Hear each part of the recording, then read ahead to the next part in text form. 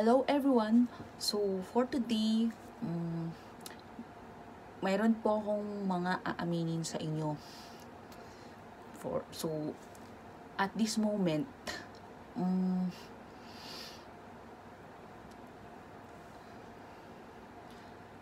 about dun po sa pagko-content ko po ng spoken word.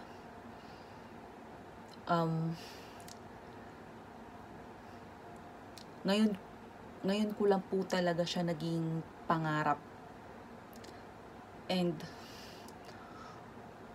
of course, hindi ko rin po alam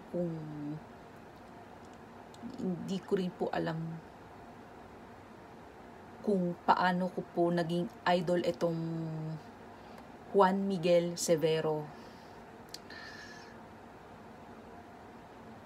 Pero ngayon lang po din naging idol.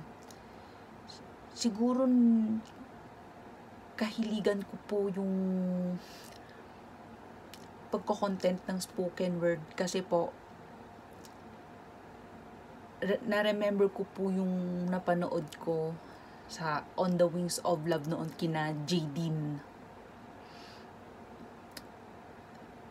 Then also, guys, I have to tell you something po tungkol dun sa mga kino-content ko na spoken words. Kaya ko lang po naisipan tong mga to kasi po, but I didn't yet mention his name.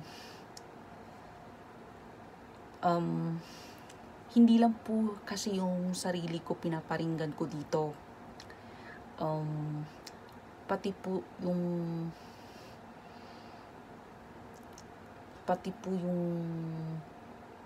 nandiligaw po sa akin na taga Quezon Province.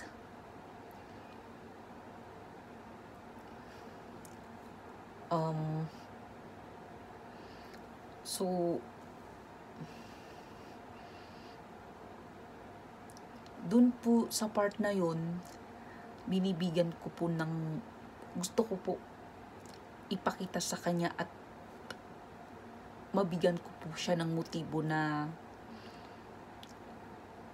sinasagot ko na po kahit text or chat or online.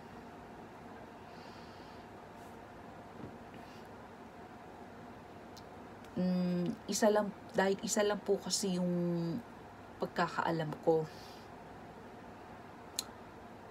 to avoid na baka po masayang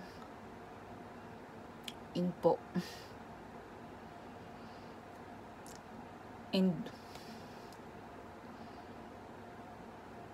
And basta po para mapansin yan yung mga motives na binibigay ko dun sa mga content ko. And dun po sa mga spoken word ko, guys, gusto ko lang pong malaman nyo na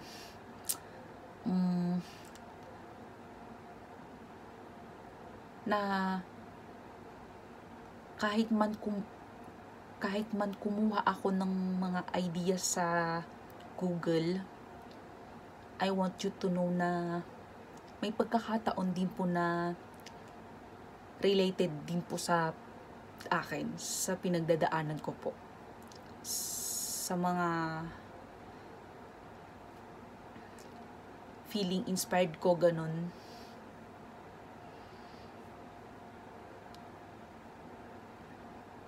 May pagkakataon po siya na ganun.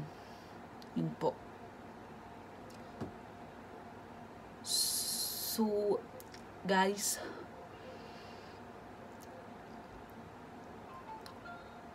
hoping po na yun po sa mga